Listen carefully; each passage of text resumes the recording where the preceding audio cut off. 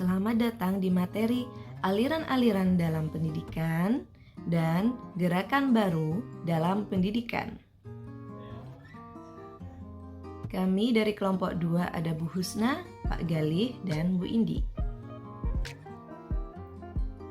Pendidikan merupakan sarana yang diciptakan untuk membentuk manusia yang utuh. Pendidikan bermaksud menumbuh kembangkan potensi dalam diri manusia. Potensi kemanusiaan merupakan benih untuk menjadi manusia yang berbudi baik.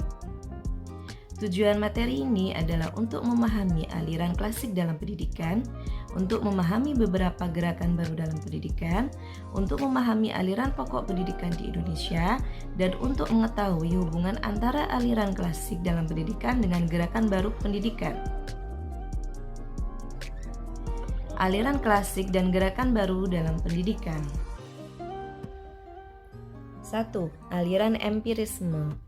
Teori ini dikenal dengan tabula rasa, yang menyebutkan bahwa anak yang lahir ke dunia seperti kertas putih yang bersih yang belum tertulis apapun. A sheet of white paper, a vein of all characters. Teori ini secara jelas mengatakan anak sejak lahir tidak mempunyai bakat dan kemampuannya. Oleh Purwanto tahun 2006. Jadi, anak yang lahir masih tidak memiliki bakat dan seperti kertas kosong. Kedua, aliran nativisme. Aliran ini berpendapat bahwa perkembangan individu ditentukan oleh faktor yang diawali sejak lahir. Faktor lingkungan kurang berpengaruh terhadap lingkungan dan perkembangan anak.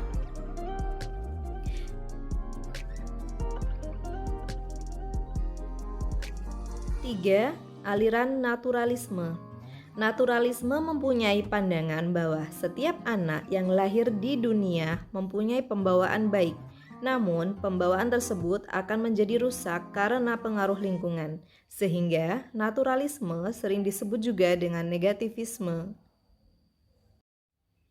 4. Aliran konvergensi. Aliran ini disebut sebagai aliran kompromi atau kombinasi. Aliran ini berpendapat bahwa anak lahir di dunia ini telah memiliki bakat baik dan buruk. Aliran konvergensi merupakan aliran yang menjembatani antara aliran empirisme dengan aliran nativisme. Pengaruh aliran klasik terhadap praktek pendidikan. Gerakan baru pendidikan. 1. Pengajaran alam sekitar. Jadi, anak belajar dengan memanfaatkan lingkungannya. 2. Pengajaran pusat perhatian. Pengajaran disusun menurut pusat perhatian anak. 3. Sekolah kerja. Menyiapkan peserta didik untuk suatu pekerjaan.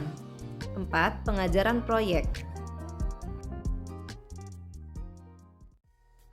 2 aliran pokok pendidikan di Indonesia. 1.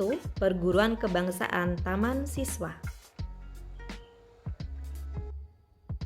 Didirikan oleh Ki Hajar Dewantara 3 Juli 1932 di Yogyakarta.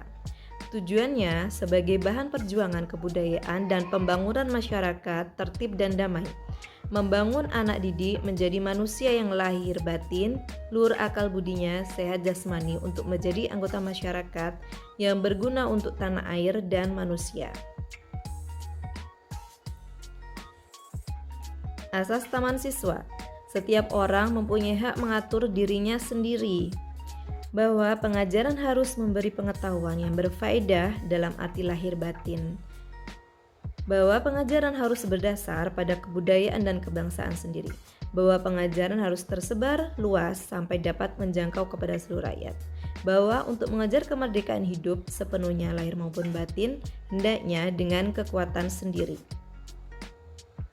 2. Ruang Pendidikan INS Kayu Tanam. Didirikan oleh Engku Muhammad Syafi'i 31 Oktober 1926 di Kayu Tanam, Sumatera Barat.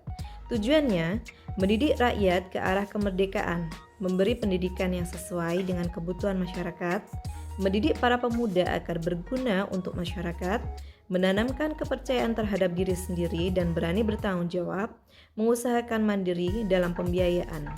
Asas INS Kayu Tanam. Berpikir logis dan rasional, keaktifan atau kegiatan, pendidikan masyarakat, memperhatikan pembawaan anak, menentang intelektualisme. Jadi, Engku Muhammad Syafi'i ini pernah menjadi Menteri Pendidikan Republik Indonesia tahun 1946. Nah, tokoh aliran-aliran klasik dalam pendidikan serta anggota kelompok 2, yaitu ada Pak Galih, ada Bu Husna, dan ada saya, Bu Indi.